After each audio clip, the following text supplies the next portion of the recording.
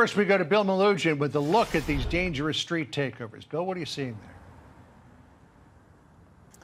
Well, John, these street takeovers have been plaguing the city of Los Angeles for years now, but they're not just a nuisance. They have turned deadly before, and that's why the LA DA out here, Nathan Hochman, says he's going to start going after the drivers, the spectators, and the online promoters behind these takeovers. Take a look at this video. This is what we're talking about here. This was this weekend here in downtown LA, 3 a.m. Saturday morning, right in front of Crypto.com Arena where the Los Angeles Lakers play. This was all organized on social media. You can see hundreds of people blocking all lanes of traffic as they watch cars do stunts and dangerous donuts in the middle of this intersection. There were even some people throwing fireworks into the middle of that intersection. Well, LA DA Nathan Hochman says misdemeanors and felonies alike are being committed at street takeovers like that one, and anybody arrested for participating in one will start facing reckless driving charges with up to 90 days in jail, and even being a spectator at one can land you jail time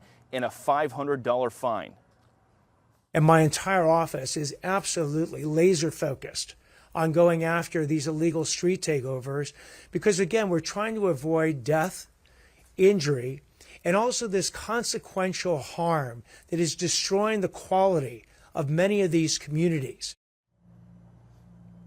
And we talk about the danger behind these. On Christmas Day in 2022, a young nursing student out here named Eliza Oaxaca was killed at one of these street takeovers in South Los Angeles. That's when a driver lost control of his car while he was doing donuts. That driver was just sentenced last week to 13 years in prison for her death. Here's Eliza's mom. Her life was taken away. It's been long and hard for me and my family. We have put the person and we have him where he belongs. Eliza is our purpose and our hope. We will always remain lost without her.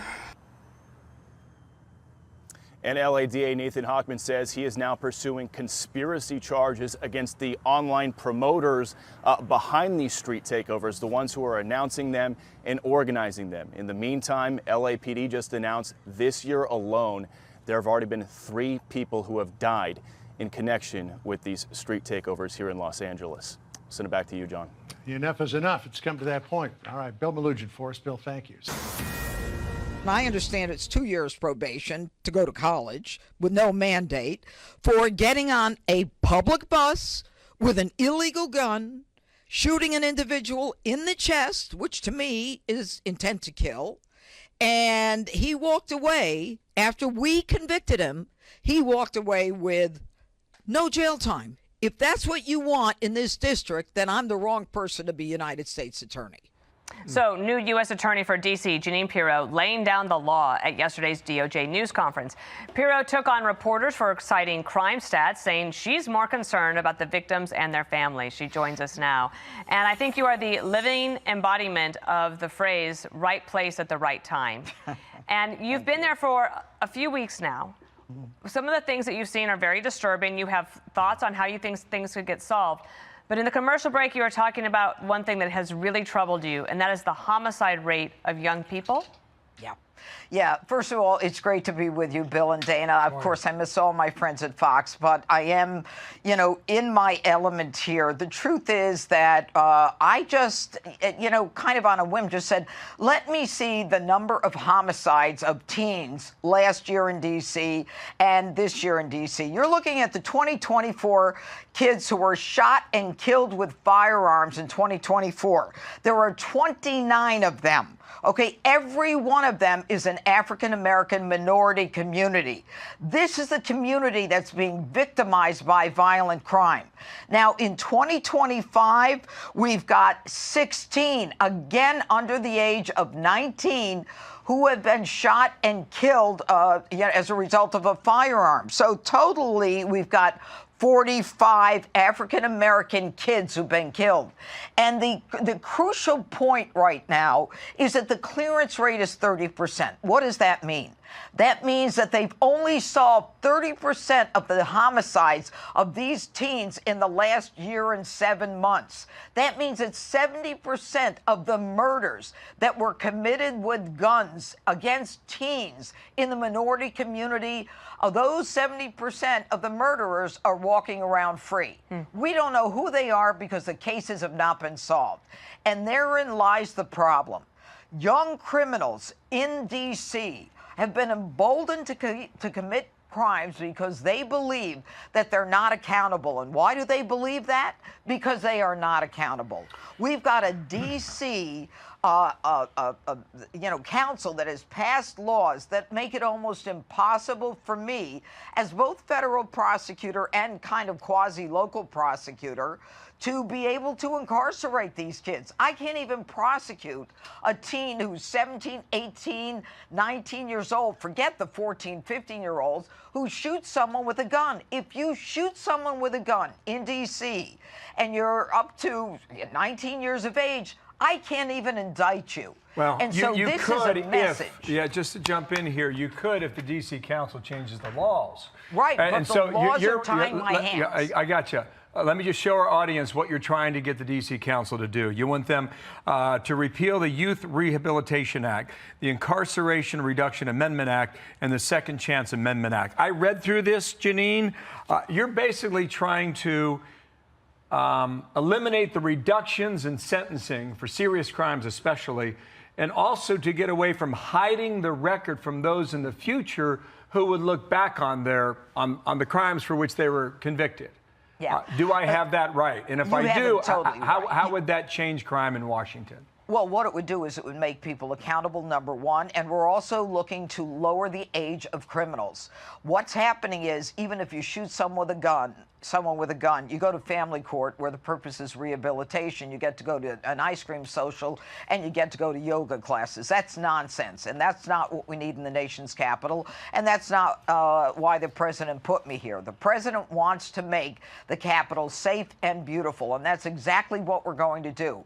And the only way to do that is to change the laws that have protected young children who are committing adult crimes. And all of these statutes that they've passed don't allow me to incarcerate. They allow the removal or the erasure of convictions. How fair is that to a parent who wants to find out whether or not a nanny is someone who's been convicted of a prior assault?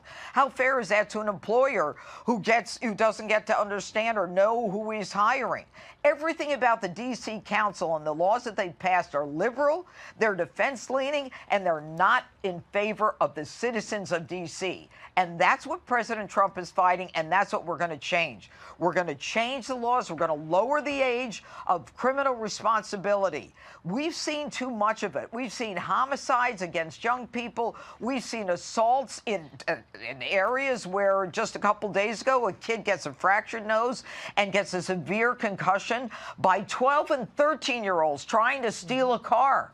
Why? Because they've been allowed to do it. Not anymore. If we have our way, we will be able to make D.C. safe again. And the president's going to do it. And we've got this. Last night, there were 700 federal and local cops on the streets.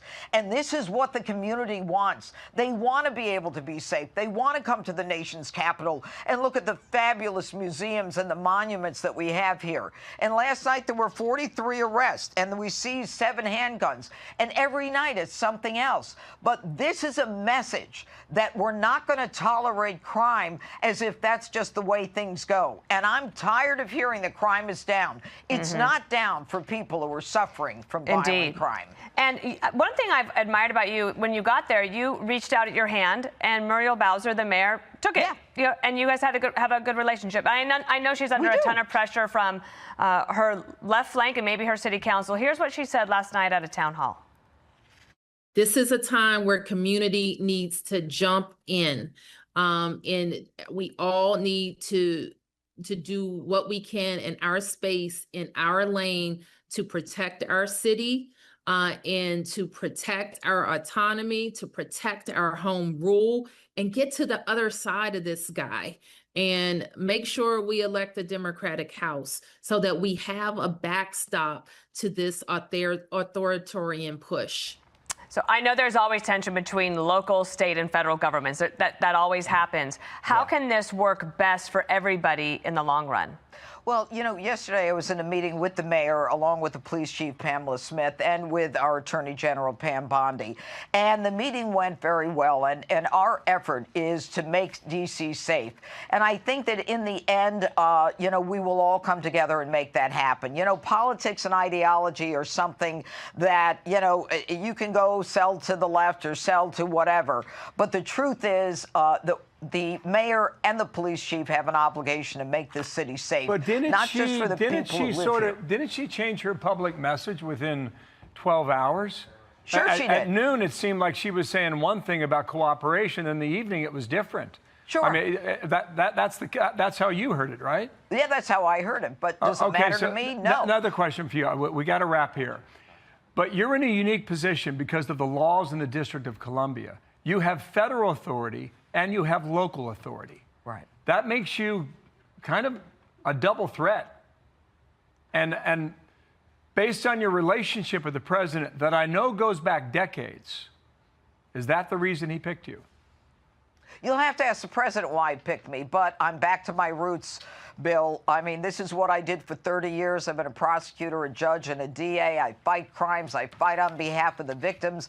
I fight on behalf of those people who simply want to be safe and want to be able to walk outside their homes and not worry about a bunch of thugs or young punks going after them and beating the hell out of them. Those days are over, and we're going to make sure they're over. Politics is something else. I'm all about making sure that criminals are made responsible and accountable for the crimes they commit. Okay. Thank you for coming. Yep. Miss you. Thank you. Okay, take Thanks, care. Janine. Nice to Go see get 'em. you. Good luck. Thank you. So the Trump administration already reporting success after deploying the National Guard and federal agents to help police the streets of D.C. Senior congressional correspondent Chad Pergam is live on Capitol Hill with the latest. Good morning, Chad. Okay. Lawrence, good morning. Wednesday was the first full day with the feds helping safeguard Washington, D.C. The push comes as violent crime remains high in Washington despite recent declines. Republicans say D.C. residents deserve to live and work in a safe city. You tell these families crime has dropped. You tell the kid who was just beat the hell and back with a severe concussion and a broken nose, crime is down. No, that falls on deaf ears. And my ears are deaf to that. And that's why I fight the fight. FBI Director Kash Patel says his agency teamed up with local cops to make 10 arrests that included a search warrant for a murder charge, various gun violations, warrants for DUI, and an arrest for violating a restraining order. Democrats still challenge the need for help in D.C. We have this decision by the president to essentially federalize the D.C. police at a time when actually crime in the District of Columbia is at a 30-year low last year and has been continuing to decrease in the first 6 months of this year. That said, we can always do better. Under the law, the feds can help patrol Washington for a month. After that, Congress must approve an extension.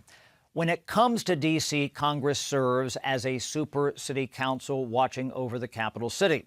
However, it's doubtful Congress could approve an extension for federal forces. That's because such a plan needs 60 votes to clear a Senate filibuster. Lawrence? Good copy. Thanks, Chad. First day of President Trump's D.C. police takeover, yielding nearly 24 arrests, and that includes suspects wanted for murder and gun crimes.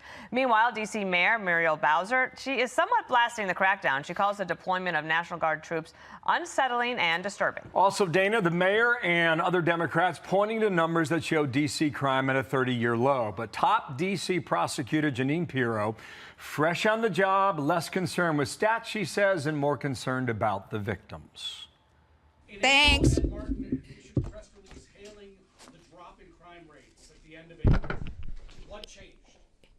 It's never enough. This changed. This changed. It's never enough. You tell these families crime has dropped. You tell the mother of the intern who was shot going out from McDonald's near the Washington Convention Center, oh, crime is down. You tell the kid who was just beat the hell and back with a severe concussion and a broken nose, crime is down. No, that falls on deaf ears. And my ears are deaf to that. And that's why I fight the fight.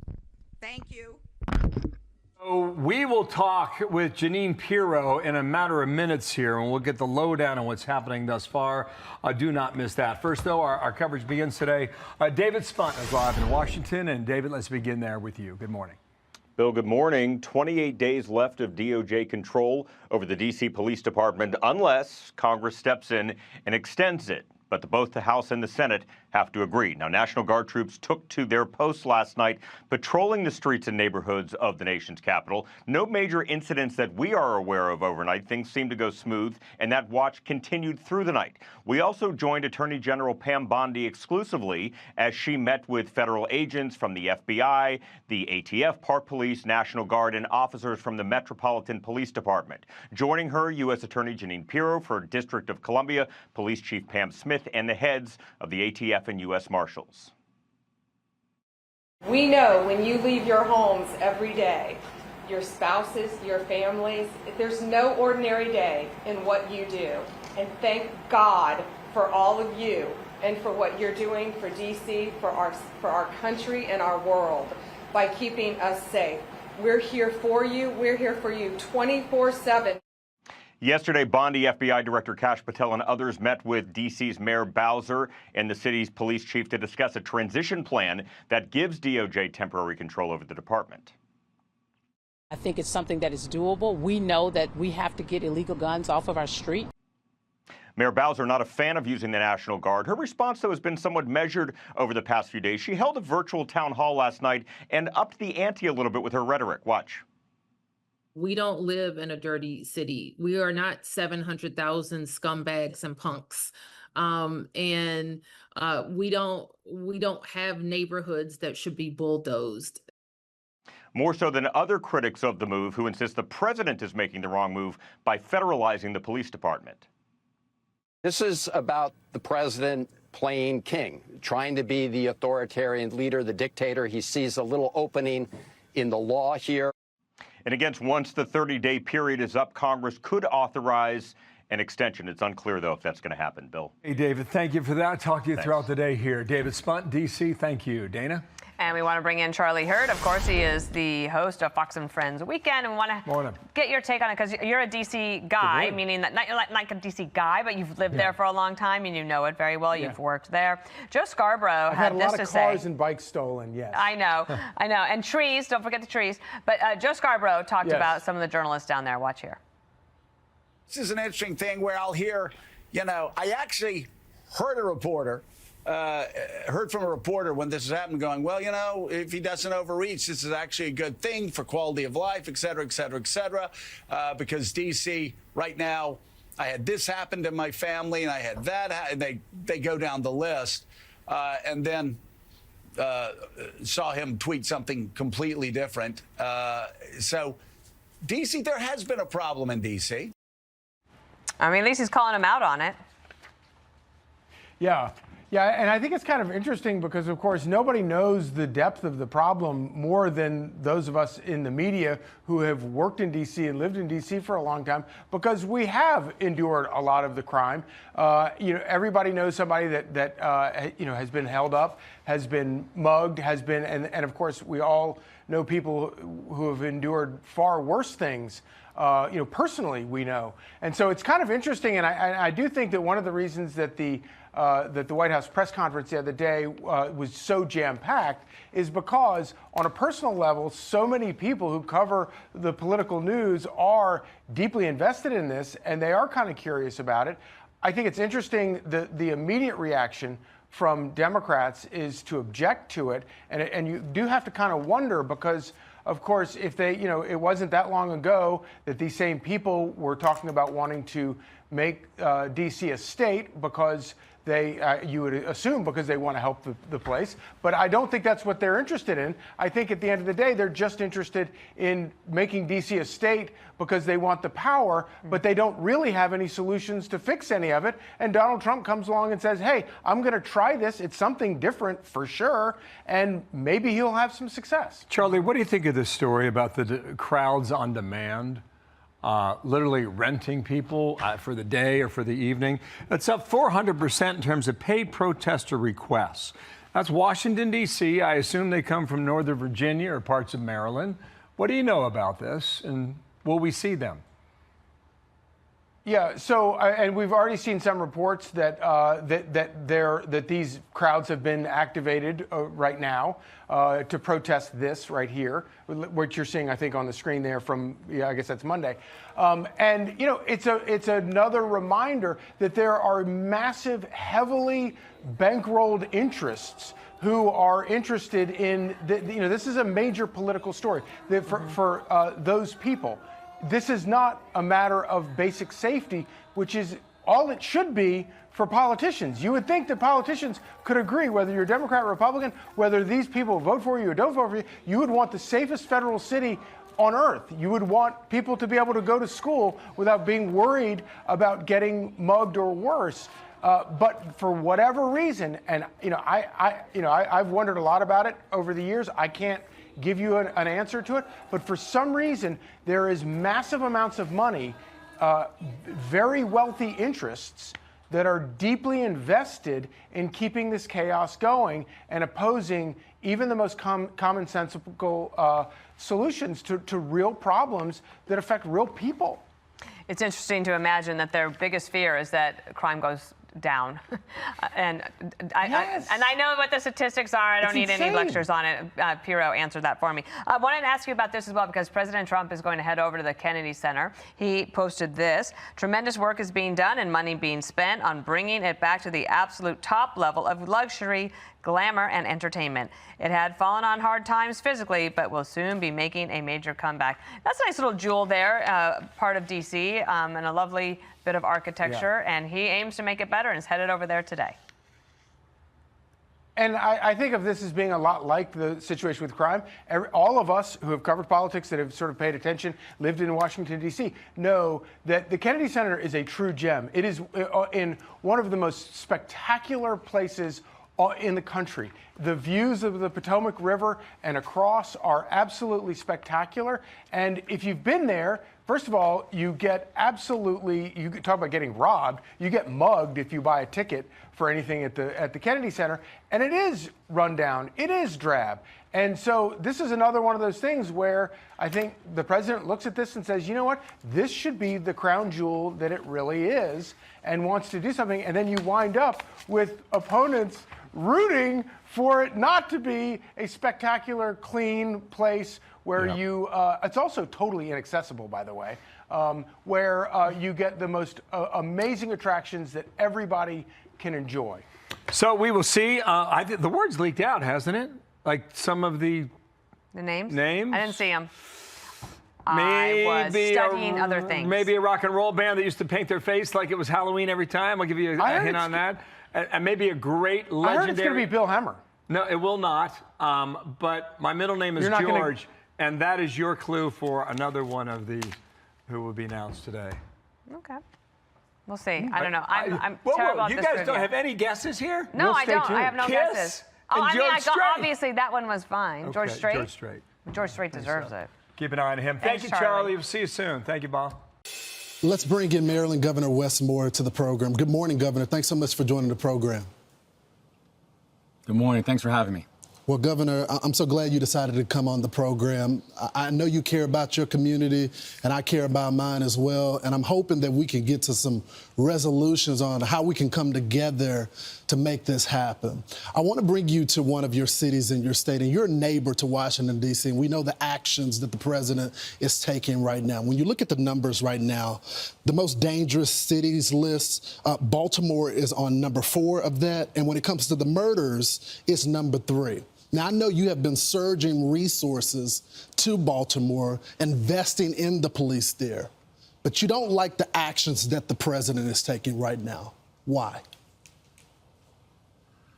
Well, you know, when I came in, I said that the number one priority that we had as administration was to make sure that our communities were safe. You know, before I became governor, for the 8 years before I became the governor, Baltimore City went 8 straight years of 300+ homicides. The year before I became the governor, Baltimore City averaged about a homicide a day. And I said, I refuse to be a governor who's going to spend my time offering eulogies and giving thoughts and prayers, that we actually need to have resources and coordination that was going to help to fundamentally address the problem. As people of my state have learned, I don't come from a political background. My background is I'm a soldier. And so what we did was we made historic investments in local law enforcement, that we invested over $50 million in the Baltimore City Police Department alone, that we made historic investments in technologies and predictive analytics, and saying if someone commits a violent crime, particularly with a firearm, I want them in handcuffs in 24 hours. And saying that we made historic investments in our community groups, working with the mayor, working with our county executives, working with the community groups and our violence intervention and violence interruption groups, to making sure we can stop crime before it happens and making sure we don't have this retaliatory cycle of violence. And while I know that we still have more work to do, I also know this, is that despite the fact that the year before I became the governor, Baltimore City, again, had a historic streak in violence, that now that the last time the homicide rate was this low in Baltimore City, I was not born yet. So we're making real progress, where Maryland is now amongst the fastest dropping states in this country on violent crime. There's ways you can do this, and you have to be able to make sure you're using the right tool to get to the right result. Mr. Governor, you're right, y'all have made progress, but there's still some issues there. And this is a resident, and this is what they said in the Baltimore Sun. A 77-year-old woman from Curtis Bay who asked to remain anonymous due to threat levels she's received from drug dealers on her block compared the morning drug traffic to a fast food drive-thru when a real estate agent assessed her property about a month ago and a half. She said that the agent told her he can't sell this house with that, referring to the 10 or 12 people involved in the drug market, loitering across the street. I'm going to get hurt one day. I know I am, she said. But the mayor responded this way, Governor. I'm sure you read the article in the Baltimore Sun yesterday talking about how so many Baltimore residents don't recognize their neighborhoods anymore. What do you say to those residents of Baltimore who may think that citing falling crime statistics glosses over some of the harsher day-to-day realities and needs that they have to their lives in Baltimore, need for things to change even further in terms of just regular drug trafficking? Yeah, so we're only having that discussion because the president is having that discussion. And this, I want to be very clear. I didn't read the Baltimore Sun article. I don't read it because they're a part of the president's propaganda machine. So, Mr. Governor, I know people go back and forth in the politics and Donald Trump and all this, but this is what the locals are saying. This is not some partisan thing. Well, I mean, my heart breaks for that woman in Curtis Bay. And it breaks for anyone who does not feel safe in their own neighborhoods and in their own communities anywhere in the state of Maryland. And I think the people of the state of Maryland know and have seen through our actions that the number one priority that we have is making sure that people can feel safe in their own neighborhoods, in their own communities, and in their own skin. That we're making sure that people who commit crimes, that they are held accountable for the crimes that they commit, but also that we're improving better systems that are making sure that they are also accountable to actually focusing on rehabilitation and helping people get back into the community with a real pathway for long-term success. And so whether it's a person in Curtis Bay or whether it's a person in Catonsville, they know that their governor is prioritizing their safety. Pardon my interruption, Governor, but the people of D.C. feel the same way. The people of Philly feel the same way. I'm just curious why you've been so critical of the administration trying to solve this problem. Is it the process that you don't like? Because it looks like they're doing the same thing that you're doing, which is surging resources to the city. It's because I'm proud to be the 63rd governor of the state of Maryland, and I'm honored to be the commander-in-chief of the Maryland National Guard. I stand with the remarkable men and women who have raised their hand, these citizen soldiers, who frankly are trained to fight and win our nation's wars. The people who, in times of emergency and in times of crisis, that I have the unique authority and the unique ability to mobilize them, and where I have done so as the governor of the state of Maryland, whether it is historic floods that we've seen in Western Maryland, or whether it's the fact that I still currently, right now, have men and women who are deployed overseas doing operations. This is something that I take very seriously, particularly as someone who's worn the uniform, particularly as someone who's had to say goodbye to my family, particularly as someone who has had to trust the judgment of the commander-in-chief, knowing that the decision that they made was one that had not just the best interests of the national security in mind, but the best interests of me and my family. And so all I'm saying is this, is if we want to have a serious conversation about violent crime, we can have a serious conversation about violent crime. And I would love to be able to share the multitude of things that we are doing in the state of Maryland, where we are surging support for local law enforcement, surging support for predictive analytics and technologies, surging supports for community groups, and allowing more supports for the mayor and the county executive and the people on the ground doing the work. And we were able to receive some really encouraging and historic results in Baltimore and around the state of Maryland. And I never once had to mobilize the National Guard in order to accomplish those feats. Governor, it's a different war now. There's more brothers dying here in these cities than overseas. So isn't it fair to have them there?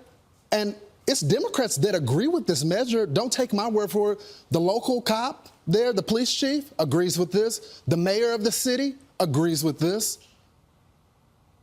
And it's because people that look like me and you are dying. No one needs to explain to me the pain that is taking place in so many communities. No one needs to explain to me the pain that is taking place in so many communities, urban, rural, and suburban, who are being besieged by this issue of gun violence, who's being besieged by this issue of chronically and generationally not feeling safe inside of your neighborhoods. And it's the reason that we have made it our top priority to make sure that people are feeling safe. But I can tell you right now, what people want more than anything in those communities is they don't want performative, they want performance, right? They're not looking for someone to walk around with military fatigues and a big gun. They're looking for someone who actually understands how to make people feel safe and how to make people actually safe in their communities. Our National Guards are not trained for this. I'm very specific about my role as Commander-in-Chief of the Maryland National Guard, and we know the missions that they are trained for, and municipal policing is not one of them. So I'll tell you and so this. if we want to be serious about making people safe, let's actually do the things that make people safe. I'm well over time, Governor. I'll do two things. I would ask you, this is going to be only for 30 days until Congress gets involved. So let's see the results. If the results are true, then we stay with it. But I would also ask you, can I come to Baltimore with you? I want to visit the community with you. I've been there many times. We'll walk the block together, and we'll figure out all the programs that you have suggested. I would love to meet all of them. But I also want to see the metrics as well. I want the impact to be there, and I hope you'll take me up on that offer.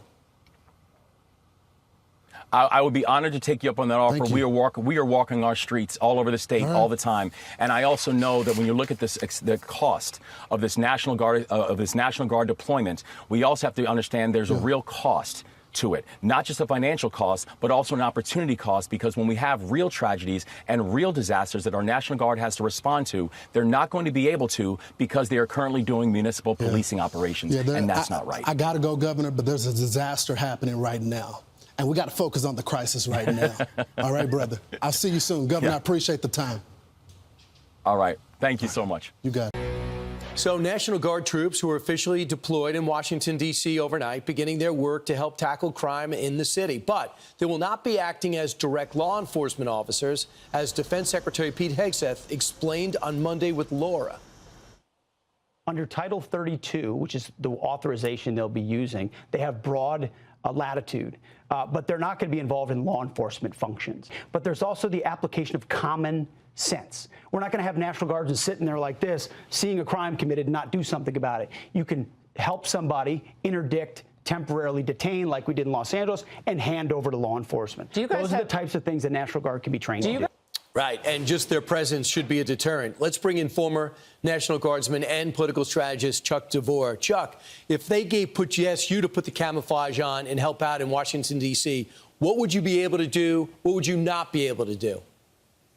Yeah, that's a great question. So like the Secretary of Defense said, this is under Title 32. The president is acting as if he's the governor of D.C. So he has the same authority that a state governor has in our nation's capital. It's designed that way on purpose.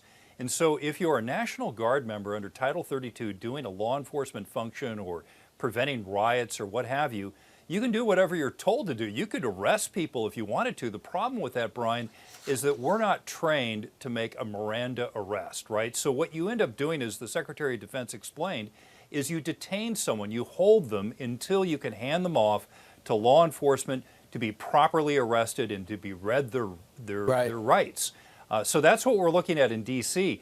The other thing that's, to me, very interesting is that the shortfall of police in D.C. today is about the same as the shortfall of police were in Los Angeles in 1992 when I was deployed for the 92 riots. We had 10,000 guardsmen that came in for the riots, plus another 4,500 active duty Army and Marines.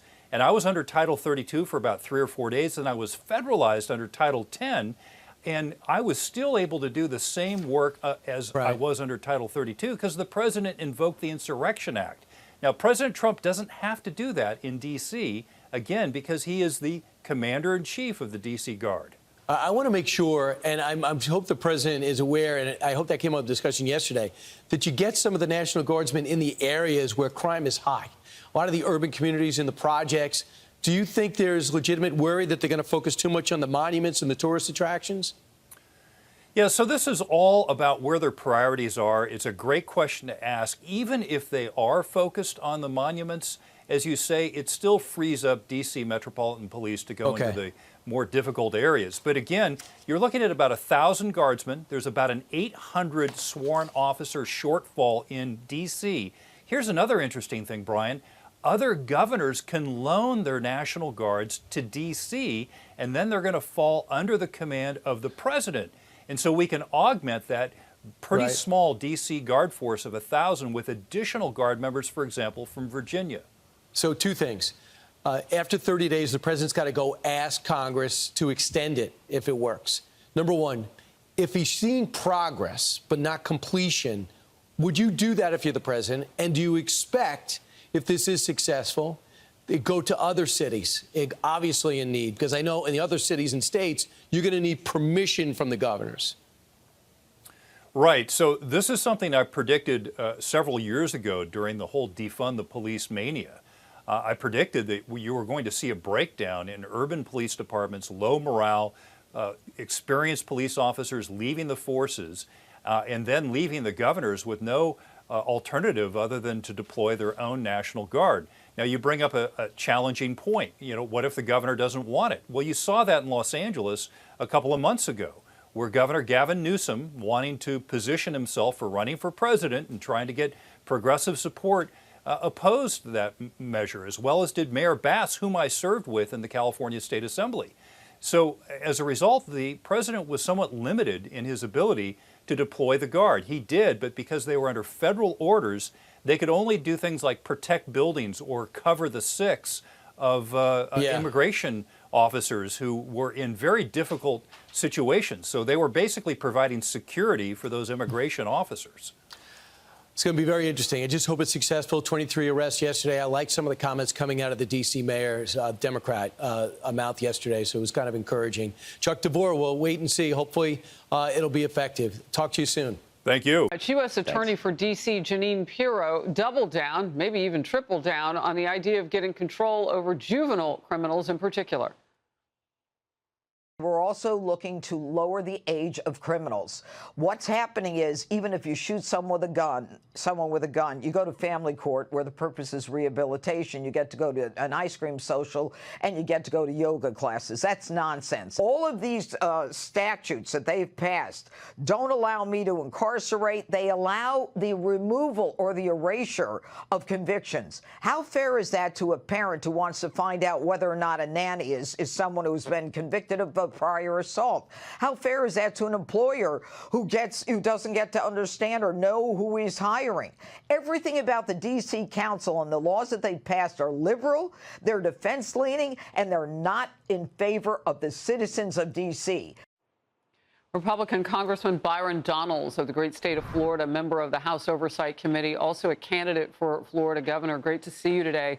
Look, this is making huge news in part because the left is so angry over this. And Janine Piro there, the U.S. Attorney for D.C., laying out why this is necessary and how young some of the perpetrators are. Your take.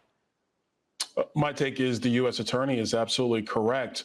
D.C. has a history of being substantially weak on crime. That's why the District of Columbia continues to be unsafe. Last Congress, I filed legislation, we just refiled it again, that would actually put D.C. in line with every other jurisdiction in America. What I mean by that is, in the District of Columbia, if you're 22 years old and you commit a crime, they can try you as a juvenile. No other part of America does that, but they do that in D.C. That's the kind of stuff that needs to change. With respect to what President Trump has done, it is his responsibility to take the safety and security of the nation's capital seriously. And I'm glad to see that he's dispatched National Guard to keep the streets of D.C. safe for everyone. Look, I want to dig in a little bit deeper on this point. A crowd rental company says it's seen a massive surge in requests. The CEO has told Fox News D.C. and the inquiries just from that district are up roughly 400% compared to the same period of time in 2024. Most of the attendees are being paid or are there because it's their job to protest. That doesn't mean they don't support the cause, but it does mean that these crowds are not as organic as they appear to be on TV. Look at this.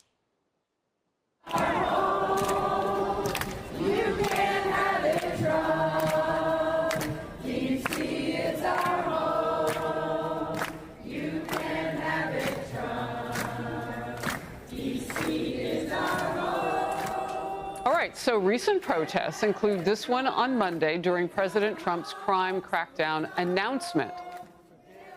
The singing, some of it rather cringy and had his name in it, you know. I want to make it clear. We don't know if these people specifically were paid or not, but that is certainly happening in many places around this issue. And against this president, it has tended to be the norm. Congressman. We know that there's paid AstroTurf from the radical left. They do this all the time with a lot of their phony protests. When you talk to some of these people on the ground, they don't live in the jurisdictions. They tell you they're being paid. They're bussed in, and then when the issue's over, they leave. This is part of the AstroTurf of the Democratic left. We're far too familiar. At the end of the day, what is most important is that the security of Washington, D.C. is paramount. And if you're a Washingtonian living in Washington, D.C., you know that the streets are not safe. Members of Congress, Angie Craig, Henry Cuellar was held up at gunpoint and carjacked in Washington, D.C. If it happens to members of Congress, it happens to regular citizens as well. D.C. City Council has not prioritized safety and security. They have prioritized woke criminal justice reform policies that simply do not work, never have worked. And that's why President Trump is doing the right thing. He's stepping up and making sure that the federal seat, that is the Washington, D.C., that's what it is, the federal enclave, that the federal enclave is safe for all Americans. You know, you pointed out, and the history of D.C. in particular, and I have to say this, I said this yesterday when we saw again Muriel Bowser, the mayor, Muriel Bowser, standing up there with Pat Smith, who is the chief of police of MPD, Metro Police. And they were talking about having just met with the AG Pam Bondi and how they want to work with, you know, the federal government and all of this. Yeah, this is politics, too. I mean, they had an opportunity to ask for help. They had an opportunity to make some change and to attack this in a different way. And it was by choice that they didn't. So how much do you trust that the cooperation is going to be sustainable from the left? To be honest, I don't trust that they're going to want to actually cooperate with President Trump, which is why we have to continue to make light of this issue and make sure it's aware for everybody. This is similar to what happened at George Washington University when Muriel Bowser would not send in the Metropolitan Police Department to arrest the people trespassing on that university's campus until the Oversight Committee, the committee I sit on, subpoenaed her testimony in Congress. And the second we did that, all of a sudden, MPD was allowed to make the arrest. We have to make sure that we shine light on this. We have to keep it a focus of not just the people in Washington, but the American people. And that is the true way that you have accountability in this matter. Look, I want to pop this up on the screen. About 400 D.C. National Guard troops have now reported for duty in the nation's capital. We expect that to reach that 800 point by the end of the week. The president was serious, and this is moving forward. I wanted to get that fact in. Congressman Donalds, it's always great to have you in focus. Thank you. Thank you. We're going to be essentially crime-free. This is going to be a beacon and it's going to also serve as an example of what can be done. That's President Trump talking about a possible extension after a successful night one of his D.C. crime crackdown. National Guard troops taking to the streets, patrolling neighborhoods of the nation's capital. No major incidents, but there were plenty of arrests. 43 folks were sent to the slammer Tuesday night alone. But guess what? Not everybody was a fan. D.C. Mayor Muriel Bowser hopped on a Zoom call to trash the crackdown. Watch. This is a time where community needs to jump in, and we all need to do what we can in our space, in our lane, to protect our city, and to protect our autonomy, to protect our home rule, and get to the other side of this guy and make sure we elect a Democratic House so that we have a backstop to this authoritarian push. Authoritarian. That's fun. And the liberal media hacks who live in D.C., well, they know crime is a big problem. And yet, they're too chicken to admit it out loud. Thankfully, Morning Joe is a gossip queen. I want to read you a text from someone who, I won't say their name, but they're, we'll just say that they're very liberal. And he says, this may sound controversial, but I'm not totally opposed to Trump's National Guard move in D.C. I know he's doing it for politics, but crime remains rampant. I've had too many friends carjacked, shot at. None of us will walk more than 3 blocks after 8 p.m. 13-year-olds are committing many of these crimes. Joey, is there liberal relief? They obviously must virtue signal that they are disgusted by the authoritarian crackdown. But then in private, they're telling each other, I'm quite happy about this. Listen, a fellow with this accent can't make fun of the way anyone says anything, if you've heard me read the prompter, but authoritarian, I like that. I've been to one of those once. It was a good old hoedown. Okay, listen, she said this on her ex account. She said this to her people. And she said other things to a press conference, which went to everyone. She's trying to talk out both sides of her mouth, and she's not realizing that people hear everything. And so that's her problem. I was very perplexed by how seemingly welcoming she was to President Trump in the press conference and in her public statements. But the truth is, if you're a city mayor, your goal should be to make the people of your city happy, and that's what's going to get you reelected. But when you're the city mayor of a big city with a high profile, your goal is to be in another office. And she's trying to navigate the politics of her office in this very hard to navigate, if partisanship is what you're trying to do, moment. Because, listen, I went to school at Georgetown. Those are the most hypocritical progressive liberals you could ever meet. They won't allow the DC Metro to come on top of that hill because they don't want the riffraff to come with it. But they'll yell at me my very first day because I drive a truck. Literally, that's what happened to me. They say, go back to the country where you belong. Wow. And I said, I can't get there quick enough, but I need an education to get there. So get out of my way. But that's just the type of people that are in DC. I mean, Georgetown's the worst of it, probably. Not the community, but just the institution and all of it, as far as the hypocrites and the ones that want to live their elitist lifestyle and tell the rest of us in blue-collar America we need to do more to take care of the people they don't want in their neighborhood. That's exactly what President Trump's trying to do. He's trying to give everyone on the pay scale some peace in their homes, and to be against it, it blows my mind. But Muriel Bowser wasn't. We were talking about this on your show just a couple days ago because, to Joey's point, that everyone was kind of surprised that at the press conference she was backing the president. So when you make an about face like that, is that because the progressives have gotten to her and threatened her, or is that just bad leadership? I also think it's a little bit like, if you're President Trump, you have to understand she's got a base too. Yeah. And just like, for example, when he goes to Alaska on Friday, Russia has an audience, Zelensky has an audience, NATO has an audience, and he has an audience. So you have to understand, like, what can you ask people to do that are within their realm of politics? I think who she was initially, when we saw her say, okay, well, let's try to work with him on this, is where she really is. She went along with President Trump's decision. At least she didn't push back too much on shuttering the Black Lives Matter thing. She supported a crime bill a couple of years ago that the leftist activists were like very much against.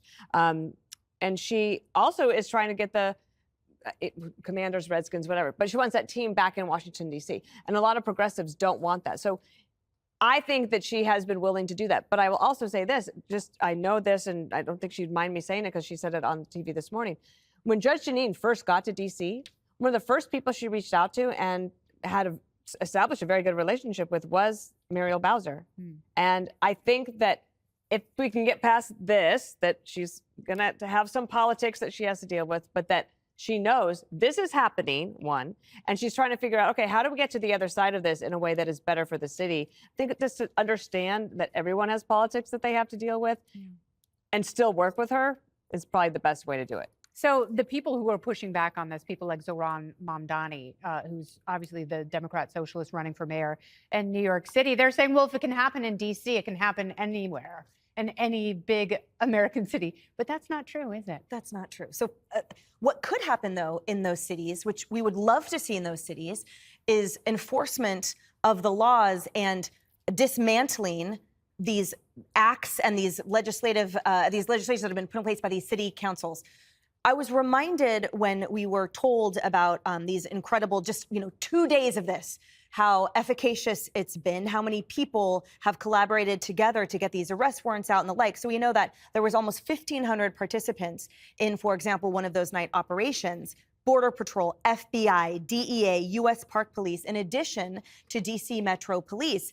And it reminded me of in Portland when they tried to dismantle the police altogether, and they put covering they charged them with enforcing safety for residents was like park volunteers, park employees. And the first perp that they tried to either get or protect themselves against obviously brought out a weapon, and they then had to call the police to come and save them. So when people call this tyranny, or when they say, look what can happen in your cities, it's like, exactly. This is what collaboration looks like when the safety of Americans is at stake and when the safety of Americans is the priority. I would love to see Muriel Bowser's call log. That was the first thing that I thought of. Who texted, who called? Yeah. Was it Pelosi? What person in charge said, you need to walk back your comments a little bit to toe the line? But I'm not quite sure how the narrative stops just short of saying we have buy-in and support protecting these minority and low-income communities that purportedly that party was set to protect this entire time. And final point, for all of those people crying on the left, this is unprecedented. No, what has been unprecedented is the crime. What is unprecedented is for how many years it has been allowed to fester and foment, how many lives were discarded, how many people looked the other way because they were discardable type populations. That is horrifying, and that is unprecedented. This is what it calls for. So Joe and Mika here, they're the odd heroes because Joe is saying what I think is very obvious, that, there are a lot of liberals who publicly are signaling that they're disgusted by this, but privately they're quite relieved. And Mika's like, we are walking into a trap. If we don't say we hate crime, Donald Trump has laid a trap for us, and now we have to say we love crime. Yeah, this is why the media is evil, okay? If you know the truth and you don't like it, then maybe just stay out of it. Just don't say anything. But instead, they know the truth and they lie because they find that their status, they're more terrified of losing their status than losing their lives.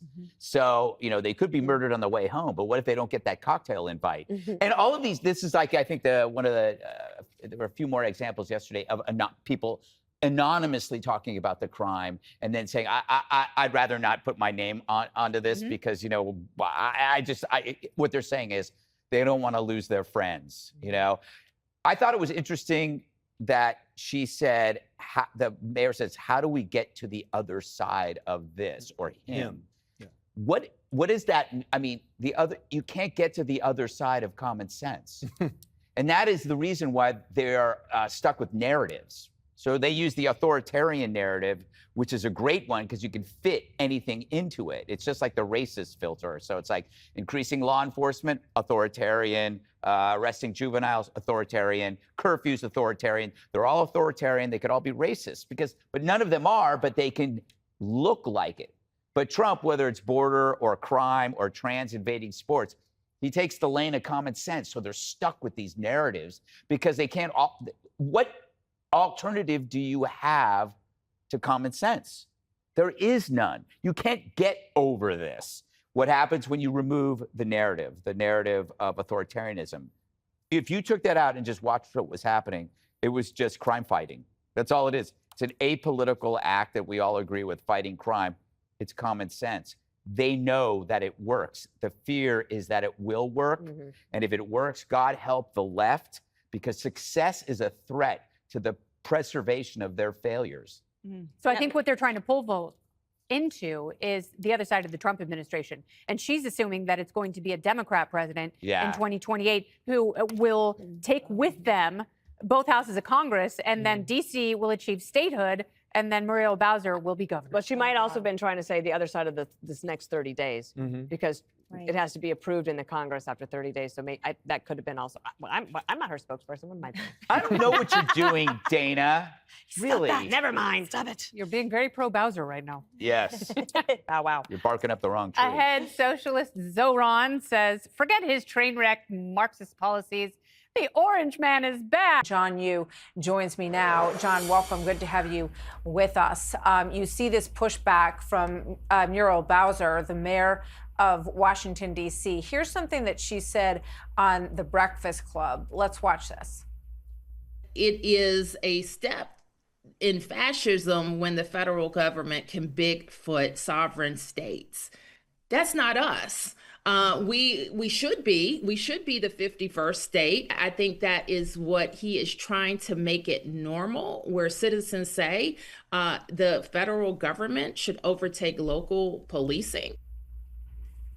So she's saying that President Trump is trying to normalize a federal takeover of local city police departments by using the one place where he has the authority to do that, as you pointed out in your piece, John. What do you say about that? I think the mayor needs to look more closely at the Constitution. She may be right when it comes to other big city mayors who are also experiencing rising crime.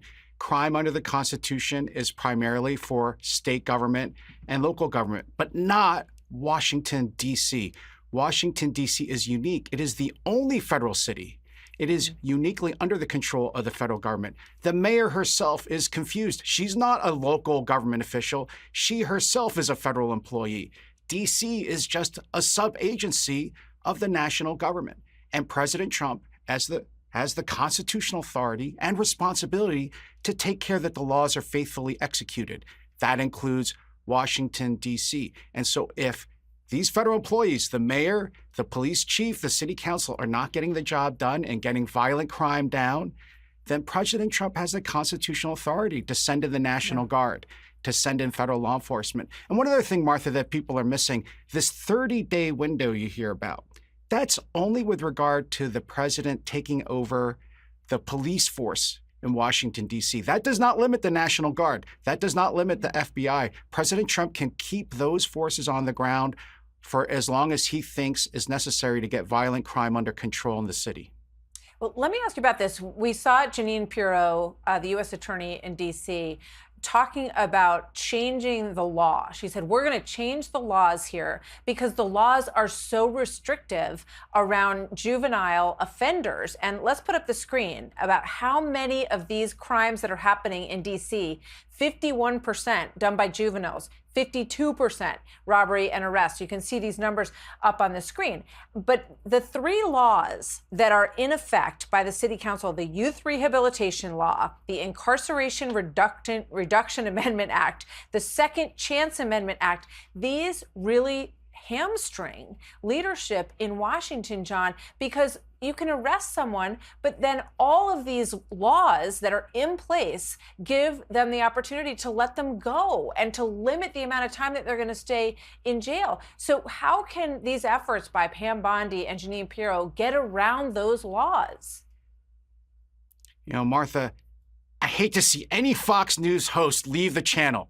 But in this one case, I think this is a great thing that she has left Fox to be U.S. attorney. She's not just the top federal prosecutor in Washington.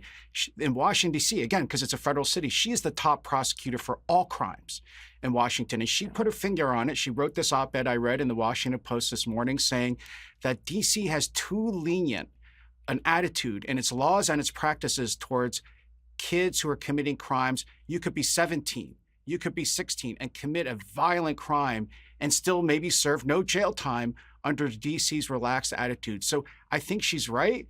ultimately she should go not just to the DC City Council, but Congress could actually change these laws too and say, if you're committing crimes that are violent, that would result in serious punishments for adults, children should be tried that way too.